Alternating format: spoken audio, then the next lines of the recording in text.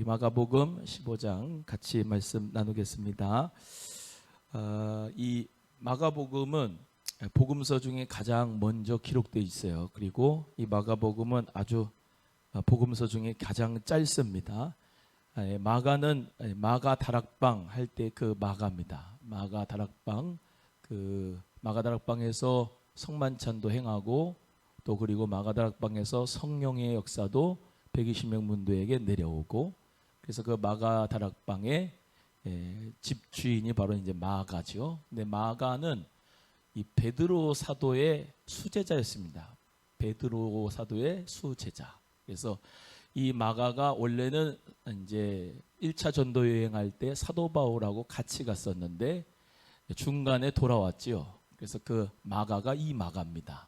그래서 이 마가가 그렇게 이제 사도행전의 역사에 보면은 전도 여행을 하다가 중도에 이제 포기하고 돌아왔지만, 나중에 사도 바울이 자기가 감옥에 있을 때 디모데에게 마가를 데려오라, 마가가 나의 사역에 필요하다. 그래서 마가와 화평을 이루는 역사도 있었습니다. 물론 바나바라고 하는 사람이 이제 마가하고 삼촌과 조카 사이기도 하죠. 그래서 이 마가는 바나바와 마가 사이 속에서도 어떻게 보면 멘토 멘티고, 또 베드로와 마가 사이에서도 베드로의 수제자고, 마가가 또 아까 말씀드린 바울에서도 사역에 꼭 필요했던 사람이 마가였어요. 그래서 마가를 여기 오늘 본문의 말씀에 마가복음, 이 마가복음의 권위라고 하는 것은 복음서 중에서도 아주 가장 첫 번째 기록되어졌기 때문에 너무나도 이제 은혜의 말씀을 우리에게 주고 계시고, 아주 짤막짤막하게 기록되어져 있지만은 이 마가복음에서도 큰 은혜가 넘친다. 그래서 마가복음은 저번에도 했지만은 종의 복음이다. 그래서 예수 그리스도를 종으로 묘사했다. 그래서 내 생물, 사자, 사람 같은 인자, 또 소, 독수리, 요 네 가지의 복음이 마태, 마가, 누가, 요한 복음이라고 말씀을 드렸는데, 소가 일을 잘하죠. 그래서 내 생물 중에 소 같은 그런 이제 역사가 바로 이제 마가복음이다. 그런 말씀을 드렸었습니다. 제6시가 되면 온 땅에 어둠이 임하여 제9시까지 계속했다. 이렇게 말씀하고 있어요. 제9시에 예수께서 크게 소리 지르시되 엘리 엘리 라마 사박다니 하시니, 이를 번역하면 하나님 나의 하나님 나의 하나님 어찌하여 나를 버리셨나이까 하는 뜻이다 그랬습니다. 이번 주에 주일날 설교는 이제 가상칠언을 할 건데요. 가상칠언 중에서도 여기 이제 이 엘리 엘리 라마 사박다니, 나의 하나님 어찌하여 나를 버리셨나이까 라고 하는 그 예수님의 절규가 이 가상칠언에도 있습니다. 그래서 이 시편에 봐도 다윗이 나의 하나님 어찌하여 나를 버리셨나이까 라고 하는 시편이 있죠. 그래서 우리가 하나님을 향하여서 기도하면 하나님이 나에게 응답을 주시는데 뭐 항상 내가 기도하면 하나님이 나에게 성령으로 말미암아 마음에 감동 주시고 음성 주시면 얼마나 좋겠어요. 그런데 하나님이 침묵하실 때가 있어요. 침묵하실 때. 침묵도 응답이에요. 따라합니다. 침묵도 응답이다. 예수님이 나의 하나님 어찌하여 나를 버리셨나이까 라고 했는데 하나님이 아무 말씀 안 하셨죠. 왜 그랬어요? 그 사명을 감당해야만, 예수님께서 십자가에 죽으셔야만 하나님의 뜻이 이루어지는 것입니다.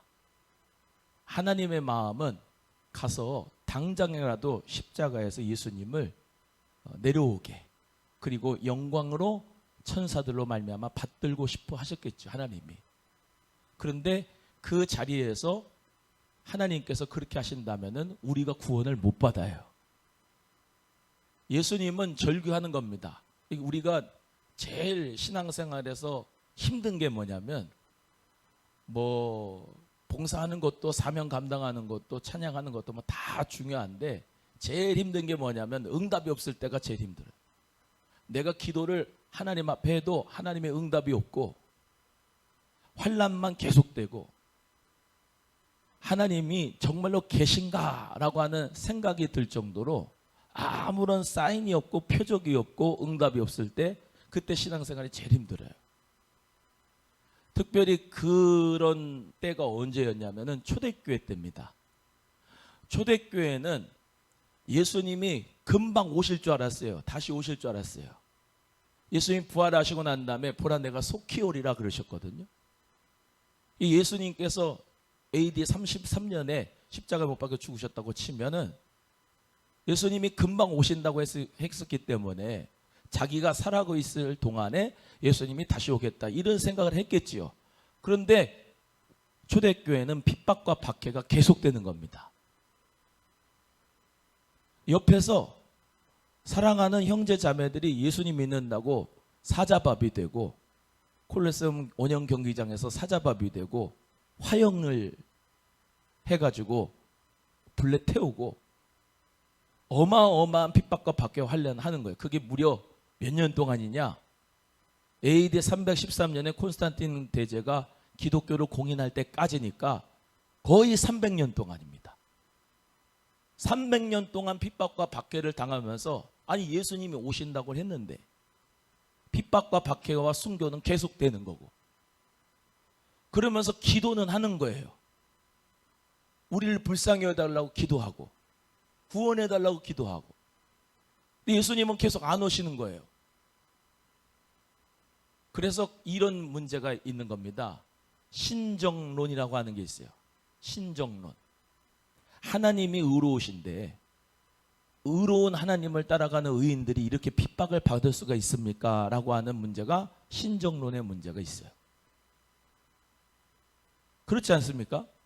나의 하나님 어찌하여 나를 버리셨나이까? 우리 버리신 것처럼 느껴진단 말이죠. 그렇지 않습니까? 하나님의 약속은 언제 성취가 되냐 이 말이에요. 침묵이 300년 동안 계속되는 겁니다. 이런 경우가 또 있어요. 구약에서 신약이 넘어오는 구약과 신약의 중간기를 신구약 중간기라고 하는데 그때도 마찬가지로 선지자도 없어요. 하나님 말씀도 없어요. 계속 율법이라고 하는 것은 지키는데 그리스라고 하는 알렉산더 대왕 대제 때문에 계속 핍박을 당하고 박해는 당하는 거고 이 모든 것이 이상하게 세상 나라는 강성해지는데 하나님의 나라는 올 것 같지 않은 생각이 드는 겁니다. 지금 우리는 어떠냐? 우리는 지금 2022년에 살아가고 있는데 지금까지 예수님 안 오시는 겁니다. 근데 예수님의 재림은 확실하다고 말씀합니다. 예수님을 믿는데 복을 못 받는 거예요. 경제적인 복, 물질적인 복을 못 받아요. 예수님을 믿는데 내 병은 안 고쳐줘요. 고침받지 못해요. 기도는 하는데 내 자녀들이 구원받게 해달라는데 구원이 임하지도 않습니다. 신정론의 문제가 되는 거예요. 하나님이 어디 갔지? 하나님은 나 잘 믿는데 나의 하나님 왜 나를 버리셨나이까? 라고 하는 그런 질문이 일어나는 거예요. 예수님 믿는 역사가 있는데 귀신도 쫓아나가는 것도 없고 병도 고침받는 게 없고 눌림받는 게 해방받는 것도 없고 구원의 역사가 아무것도 없는 것처럼 보이는 거예요. 하나님이 없는 것처럼 보여지는 거예요. 그때 사람들은 하나님을 향해 이렇게 얘기하는 겁니다. 나의 하나님 어찌하여 나를 버리셨나이까? 하나님 어디 계십니까? 그래서 누가 이렇게 무신론자가 얘기했다 그래요. God is nowhere. 하나님은 어디에도 없다. 근데 정말로 하나님이 없는 게 아니거든. 하나님은 침묵하시는 게 응답입니다. 하나님은 하나님의 때에 하나님의 역사를 이루어집니다. 그래서 그 신정론의 문제를 아주 잘 하나님 말씀으로 우리에게 가르쳐 주는 것이 하박국서입니다. 하박국서. 집에 가셔서 하박국서를 보세요. 하박국서가 몇 장 안 돼요. 몇 장 안 되니까 집에 가서 꼭 보시는데 이런 겁니다. 하나님을 섬기는 이스라엘 백성들이 왜 저 나쁜 놈 바벨론에 의하여서 우리가 이렇게 고통을 당해야 됩니까? 하나님의 백성들 아니, 맨 처음에는 첫 번째 질문은 이거예요. 하나님을 섬기는 이스라엘 백성은 왜 포로로 끌려가야 됩니까? 왜 멸망당해야 됩니까? 이거입니다. 하나님이 이렇게 말씀하시죠. 그렇게 질문하는 가운데, 야, 내가 바벨론을 통해서 너네들 심판할 거야. 그러니까 의인과 악인인데 왜 악인이 심판을 받지 못하고 의인이 고통을 당하냐? 그 문제에 있어서 내가 악인들을 바벨론을 통해서 심판할 거다. 이렇게 말씀을 하셨거든요. 아니, 그러면 이제 두 번째 질문이, 하나님, 아니 악인도 나쁜 놈들이지만 바벨론 놈들은 더 나쁜 놈인데 어떻게 하나님은 더 나쁜 놈을 통해서 요 나쁜 놈 악인들을 치리하십니까? 그러니까 하박국서에 그렇게 질문하는 거예요. 하나님이 그것도 걱정하지 마라. 바벨론도 멸망한다. 그렇게 하니까 뭐라고 고백하느냐? 하박국이 무화과 나무에 열매가 없어도, 포도나무에 소출이 없어도, 외양간에 송아지 없어도, 우리의 양이 없어도 나는 구원의 하나님 여호와로 인하여 즐거워하리라. 그렇게 고백하는 게 하박국서입니다. 하나님은 때가 되면 심판을 하신다는 거예요. 믿으세요? 하나님은 때가 되니까 어떻게 했어요? 초대교회 때 AD 313년에 콘스탄틴이라고 한 그 로마의 황제를 통해서 로마를 국교로 만들어 버렸어요. 하나님이. 로마가 예수님 믿는 사람들을, 그리스도인들을 핍박을 했는데 완전히 바뀌어가지고 로마가 기독교 국가가 돼버렸다니까요. 하나님이 폼페이 심판했잖아요. 지금도 마찬가지입니다. 신구약 중간기 옛날에 안티오쿠스 에피파네스 같은 놈들이 돼지 피를 갖다가 주피터 신상을 가지고 예루살렘 성전에다가 아주 더럽게 만들었는데 그것도 하나님이 심판해 버렸잖아요. 마찬가지로 마지막 때 예수님께서 재림하시는데, 예수님의 재림하시는 날 요한계시록에 뭐라 했습니까? 하나님은 반드시 그 무죄한 자의 피를 흘리는 사람들을 심판하고 무죄한 자가 피를 흘린 그 피를 하나님이 신원하여 주는 때가 온다 그랬습니다. 할렐루야. 반드시 하나님의 심판이 있어요. 그러니까 우리는 그때는 내가 알지 못하지만 하나님을 이렇게 하박국처럼 고백할 수 있어요. 무화과 나무에 열매가 없고 포도나무에 소출 없고 우리의 외양간에 송아지 없고 양 없어도 구원의 하나님을 인하여 기뻐하리라. 예수님으로 인하여 기뻐하리라. 오늘 예수님 안에서 주님으로 말미암아 만족하고 기뻐할 수 있는 은혜가 있기를 주의 이름으로 소원합니다. 엘리 엘리 라마 사박다니, 나의 하나님 어찌하여 나를 버리셨나이까. 하나님은 그때는 침묵하셨지만은 우리 예수님께서 죽으시고 숨지시고 운명하시고 난 다음 3일 만에 예수님을 부활시키셨어요. 그래서 하나님이 주와 그리스도로 만드셨습니다.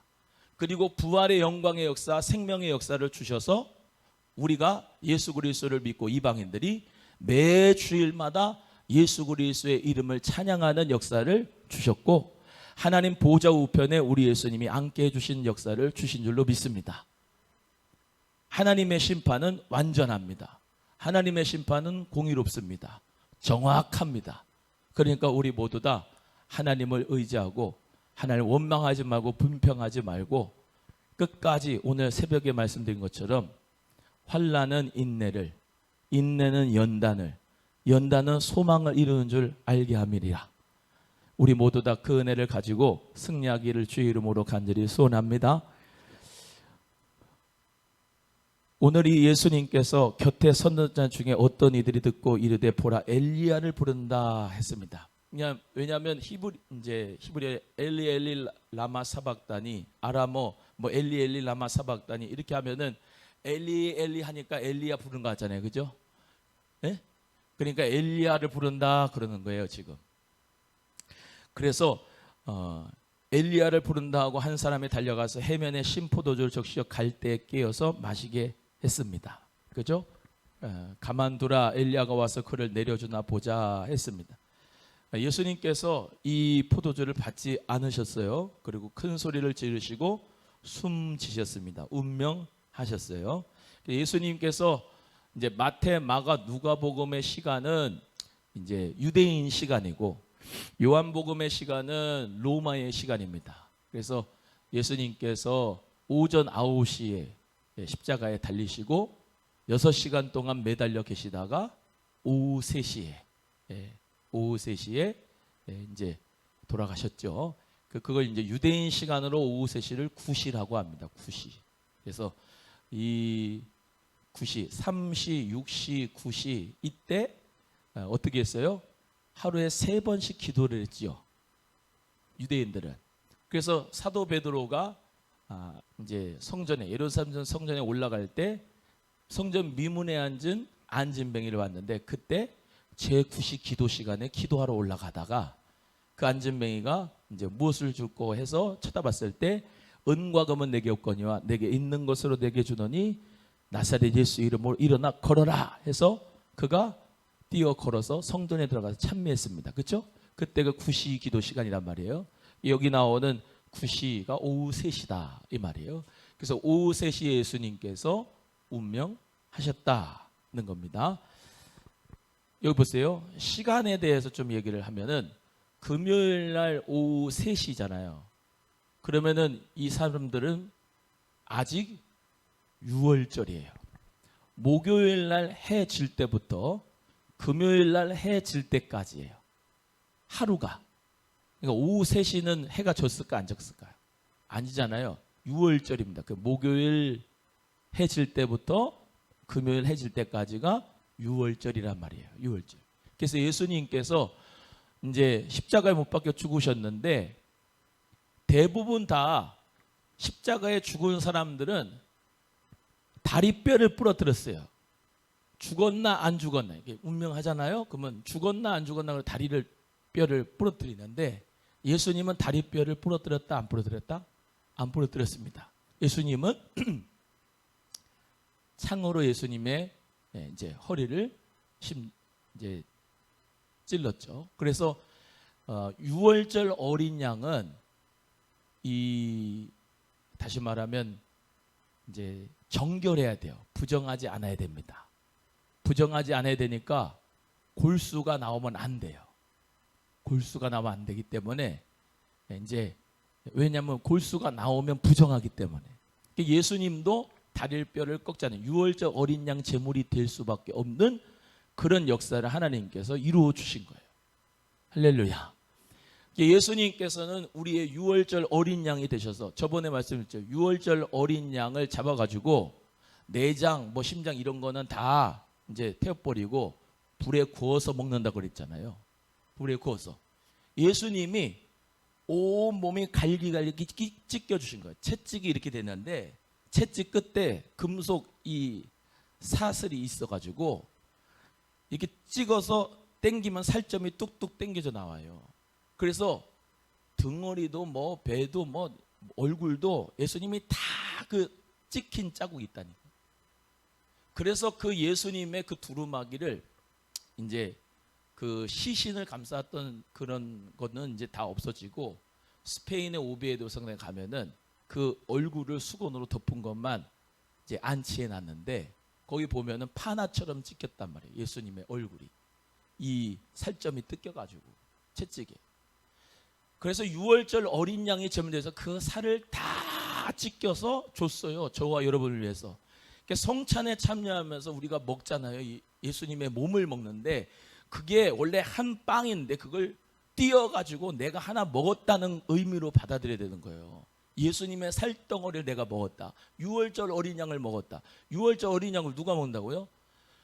세례 받은, 그러니까 그 할례 받은 사람만 6월절 어린 양 고기를 먹을 수가 있어요. 구약에. 할례가 뭐예요? 할례는 이제 남자 그 포피를 뗀 거 아니겠습니까? 피가 나오잖아요. 피가.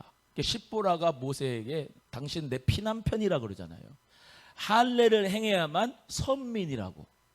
그래서 유월절 어린 양 식사를 고기를 그들만 먹을 수 있었다고.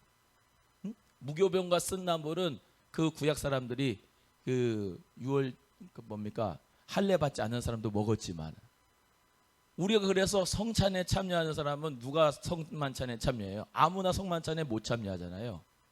세례 받은 사람만 성찬에 참여한다고요. 세례는 두 가지예요. 외적인 세례와 내적인 세례, 즉 물세례와 불세례입니다.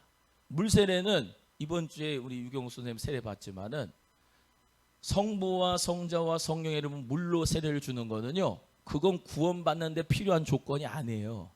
그거는 외적인 표시로서 그 사람이 우리 오남소망교회 세례교인 됐다, 나는 하나님 자녀가 됐다, 어떤 외적인 표시예요.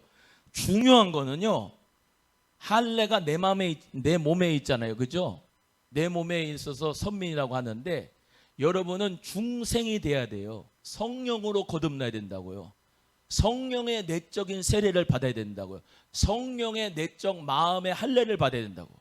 로마서 2장 29절의 말씀대로 표면적 유대인이 유대인이 아니고 이면적 유대인이 유대인인데, 이 이면적 유대인은 마음에 성령으로 할례 받은 사람이 참 유대인이다 라고 말씀하고 있는 거예요. 사도 바울이 로마 교회에.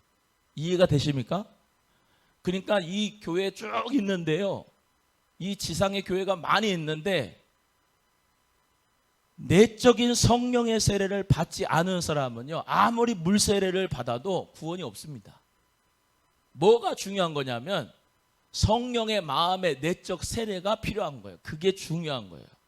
그래서 예수님이 너희가 물과 성령으로 세례를 받아야 된다 말씀하신 거예요. 할렐루야. 그래서 성령의 역사로 말미암아 마음이 확 뒤집어지는 사람, 남자든 그거 알 거예요. 뒤집어지는 게 뭔지를 의미를 알 거라고. 뒤집어지는 역사가 있는 거예요. born again 되는 거예요. 완전히 새롭게 되는 거예요. 성결하게 되는 거예요. 그게 세례예요. 할례예요. 할례의 의미가 세례로 온 거예요. 그래서 우리 교회 성도님들 모두가 다 저희가 기도하는 제목은 안수집사라서 구원받는 게 아닙니다. 장로라서 구원받는 것도 아니고 목사라서 구원받는 게 아니에요. 제일 중요한 것은 성령의 세례로 뒤집어지는 거예요. 변화되는 거예요. 여보세요. 성령의 세례로 뒤집어진다, 불세례를 받는다, 내적인 세례가 뭐냐면요, 예수님이 나를 위하여 십자가에 못 박여 죽은 것이 내 죄 때문이다. 회개가 되는 사람. 아멘입니까? 방언받는 사람이 아니고요, 성령으로 말미암아 예수가 나의 구세주입니다 라고 마음 인격적으로 그렇게 믿어지는 역사가 되도록 성령님이 우리를 너는 죄인이야 임마 그러면서 회개시켜 주시는 거. 그리고 회개해서 예수 그리스도의 은혜가 너무나도 큽니다. 나는 불강력적인 은혜를 받았습니다. 나는 예수의 피로 말미암아 죄사함 받았습니다. 그것을 헤드 날리지가 아니고 머리 지식이 아니고 하트 날리지로 내 마음으로 그것을 진정으로 인격적으로 믿은 사람, 그거를 정말로 제대로 믿은 사람, 그게 첫 단추예요. 그 사람이 성령으로 말미암아 뒤집어져서 예수 그리스도를 믿는 사람으로 말미암아 변화받은 사람이고, 그 사람에게 구원이 임한 거예요. 우리 모두 다 그 하나님의 자녀가 된 것 감사합니다. 네. 그래서 예수님께서 숨지시고 운명하셨는데 성소 휘장이 위로부터 아래로 찢어졌습니다. 둘이 됐습니다. 이것을 히브리서에서는 뭐라고 그랬어요? 막힌 담이 있었는데 하나님과 내 사이가, 여기가 이제 지성소고 여기가 성소고, 그러면 커튼이 쫙 있어요. 그래서 이 지성소는 아무나 못 가고 대속제일날 대제사장만 1년에 한 번씩 들어가요. 성소에는 제사장만 들어가고. 예? 근데 이 휘장이 위에서 둘로 찢어졌다 이 말이에요. 뭐예요? 여기는 하느님의 임재가 있는 데인데요, 예수 그리스도의 몸이 찢겨져서 둘로 나뉘어져서 하나님과 내가 화평을 이뤘다. 화목을 이뤘다. 할렐루야. 그 의미가 있는 거예요. 얼마나 감사합니까? 여러분 구약에 있었다면 우리가 하나님과 화목을 어떻게 화평을 어떻게 합니까? 못해요. 여러분은 스스로 못 나가. 제사장 통해 가지고 가야 되고 대제사장 통해서 가야 돼요. 그런데 예수님께서 십자가로 말미암아 다 이루셨어요. 그래서 우리 모두가 다 하나님의 임재를 느낄 수 있어. 어디서? 성령을 내 마음속에 받아서 내와 함께 하신 거예요. 여기가 지성소예요. 따라합니다. 성도의 마음이 지성소다. 시작. 성도의 마음이 지성소인 거예요. 여기 안에서 성령의 음성을 듣는 거예요. 하나님의 임재를 느낄 수 있는 거예요. 교회예요. 그게 교회예요. 하나님의 임재의 의식을 여러분 모두 다 가질 수 있기를 주의 이름으로 소원합니다. 성령님의 이런 표현이 뭐 맞을 수도 있고요. 맞는 것도 있고 조금 불완전한 것도 있어요. 주여 임재하여 주세요. 임재하여 주세요. 그러죠. 그죠? 성령이여 임재하여 주세요. 임재하여서 그러죠. 그죠? 임재란 말은 이미 임하여서 존재하고 있는 말이에요. 여러분 마음속에 이 교회에 성령님이 이미 임재하고 있는 거예요. 또 임재할 필요가 사실은 없는데 단어를 그렇게 쓰는 거예요. 사실은 여러분 마음속에 성령 받았기 때문에 다 성령님이 함께 하시기 때문에 성령이 계시네 할렐루야 함께 하시네 하는 성령님의 임재가 여러분 속에 있는 거야. 할렐루야. 그래서 예수님 믿는 사람은요 이렇게 표현하는 게 좋아요. 성령님이 늘 나와 함께 하시고 임재하고 계시다. 또 임재하고 또 임재하고 또 임재하고 어디 들어갔다 나갔다 들어갔다 나갔다 하는 게 아니고 성령의 내주하심이라는 말은 내주하시란 말은 내 안에 드웰링 거주하신다 이 말이에요. 집을 짓고 산다 이 말이에요. 성령님이 내 안에서 임재하고 계신다. 그 임재 의식을 여러분 모두가 느낄 수 있고 늘 경험할 수 있게 되기를 주님의 이름으로 소원합니다. 예. 따라해요. 예수님이 원래부터 내 안에 계신다. 시작. 지금도 내 안에 계시는 거예요. 늘 계시는 거예요. 믿으시기를 주의 이름으로 소원합니다. 예. 그래서 예수님이 그렇게 육체를 찢으셔서 우리가 하나님과 하나가 되게 만드셨다. 예수를 향하여 섰던 백부장이 뭐라고 했어요? 39절에 이 사람은 진실로 하나님의 아들이었도다. 이 사람은 진실로 하나님의 아들이었도다. 백부장이 그 지키고 있는 백부장이 그랬어요. 백부장. 멀리서 바라보는 여자들도 있었는데 그 중에 막달라 마리아, 또 작은 야고보 요새의 어머니 마리아, 살로메가 있었습니다. 이 여자분들이 도망가지 않고 멀리서 바라봤어. 제자들은 다 도망갔는데 그러니까 여자분들이 참 믿음이 좋아. 의리가 있어. 남자들 반성해야 돼. 여기 보시면 막달라 마리아 있는데 막달라 마리아는 7 귀신 들렸다가 예수님이 귀신 내쫓아 주시고 그가 예수님의 제자가 됐죠. 이 막달라 마리아는 막 달라 그래가지고 마리아가 아니고 막달라라고 하는 지방이 있었어요. 지역 이름. 그래서 막달라 지역은 갈릴리 바다 있죠. 갈릴리 바다 근처에 막달라 지방이 있어요. 그 막달라 지방을 마가단 지방이라고 하고 제가 예전에 성지순례 갔을 때 지금도 있을 거예요. 막달라 레스토랑이 있어요. 막달라 레스토랑이 있는데 거기에 뭐 파냐면 베드로 고기. 베드로 고기하고 밥하고 해가지고 한 접시 이렇게 나와. 예. 그냥 그 고기 맛인데 그냥 담백한 맛이에요. 튀겨가지고 나오는데. 막달라가 왜 막달라라고 하는 의미가 있냐면 고기를 잡아오면 염장하는 시설이 있어야 되는데 염장이죠. 염장. 염장하는 시설이 있는 데가 그 막달라예요. 그래서 막달라 지방에 살았던 마리아. 이때 마리아가 많았어요. 우리도 순자 많아요? 안 많아요? 춘자도 많고 그렇죠? 많잖아요. 그 이름이. 저 같은 이름은 좀 특이한데 이대보. 근데 제가 고등학교 남양주 하버드 동아고등학교 나왔는데 거기에 이대복 이름이 있었어요. 저보다 2년 선배야. 이름이 똑같아. 성도 똑같아. 이대복. 근데 사람은 달라요. 같아요. 달라요. 나처럼은 잘생기지가 않았어. 동일하시네. 근데 희한하게 그 이대복 형님의 형이 이성복이야. 근데 제 동생 이름은 이성복이야. 네? 그러니까 동명이인이 많아요. 여기 마리아 있는데요. 막달라 마리아도 마리아예요. 예수님의 어머니도 이름이 뭐죠? 마리아예요. 마리아. 또 여기 보면은 작은 야고보와 요새의 어머니 마리아 있는데, 작은 야고보와 요새의 어머니 그런데 요새란 말은 요셉이에요. 요셉. 요셉의 준말이 요셉. 작은 야고보와 요셉의 어머니 마리아인데, 마리아, 예수님의 어머니 마리아 있지 않습니까? 예수님의 어머니 마리아 그 자매가 있어요. 마리아의 자매가 있는데 그 마리아의 자매 이름도 마리아야. 아시겠어요? 네. 그래서 이제 마리아고, 작은 야고보와 요셉의 어머니 마리아. 그 마리아, 막달라 마리아, 또 여기 나오는 살로메 있습니다. 살로메.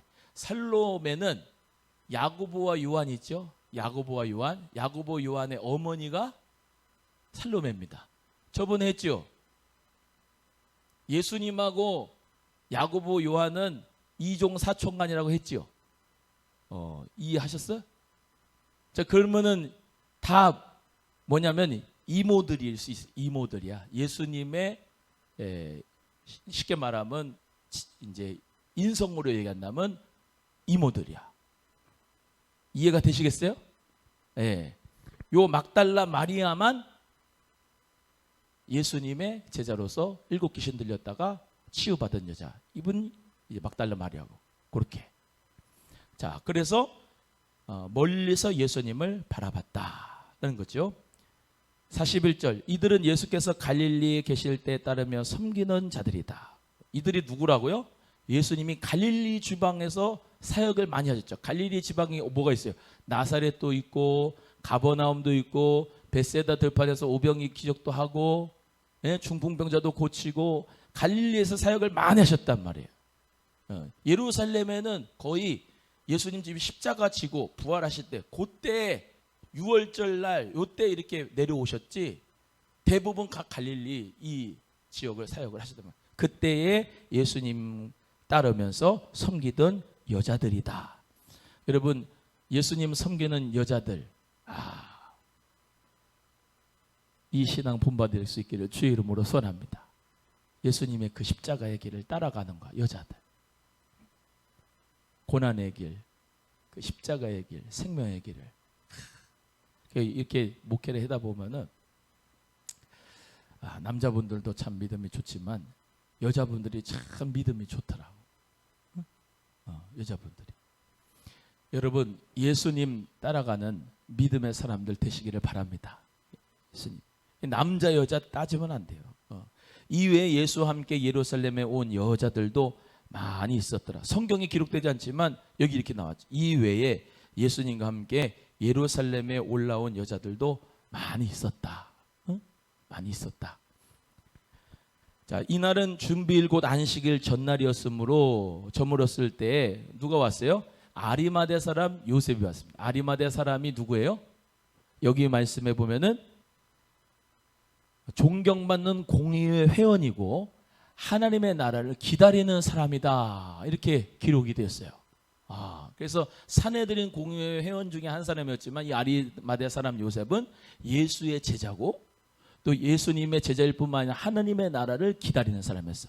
그런데 이 사람이 자기 무덤이 있었어. 자기 무덤을. 자기가 들어가려고 하는 무덤이 하나 있어요. 그 무덤은 우리처럼 저 산에다가 이렇게 쓰는 게 아니에요. 돌로 해가지고 지하를 지하를 파가지고 이만한 돌을 갖다가 거기다 이제 다시 말하면 막아두는 거예요. 그래서 이 무덤 구조가 어떻게 되냐면 이제 1층이면 벽돌로 이제 대부분 이제 돌로 이렇게 짓잖아요. 이 사람들은 돌이 천지예요. 돌. 주는 나의 반석이시오 할 때 반석이 어떤 요새의 의미, 그 크고 단단한 의미도 있지만 반석은 옆에 다 치는 게 다 반석이야. 그만큼 예수님은 가까이 함께 하신다는 거예요. 반석이. 근데 예수님이 이 무덤 이제 이것을 이제 쓰는데 대부분 돌을 깎아가지고 이제 지하로 가는데 성경의 표현에 예를 들면 이삭이 열조에게 돌아가더라, 다윗이 열조에게로 돌아가더라, 이런 말이 있어요. 그게 열조에게로 돌아간다는 말이 왜 그러냐면 우리는 납골당 이렇게 쓰기도 하고 뭐 이렇게 선산사 가지고 묘지 이렇게 써가지고 하지만 거기는 이제 지하로 내려가면은 돌아가시면 뼈를 갖다가 옆에다가 이렇게 층층이 만들어가지고 뼈를 거기다가 놔요. 그러면 할아버지 뼈, 고조 할아버지 뼈, 증조 할아버지 뼈 다 거기 있는 거야. 그러면 내 뼈도 거기 돌아가지, 그죠? 그래서 열조에게로 돌아간다 이 말이에요. 무덤을 그렇게 쓰는데 여기 이제 아리마대 사람 요셉 제가 가서 보니까 그냥 무슨 동굴 같아. 동굴 같아. 그 좀 습해. 그래가지고 막 시꺼먼 게 많아요. 그런 이제 동굴이고 그걸 이제 자기가 이제 죽으면 쓰려고 했는데 오늘 말씀해 보면 참 신기한 표현이 나와요. 당돌이 빌라도에게 가서 시체 내놔라. 예수님 시체 줘라. 그런 거예요. 그러니까 제가 말씀드리지만 예수님 믿는 사람 중에서도 이렇게 아리마대 사람 요셉처럼 명예 있는 사람 나와야 된다. 할렐루야.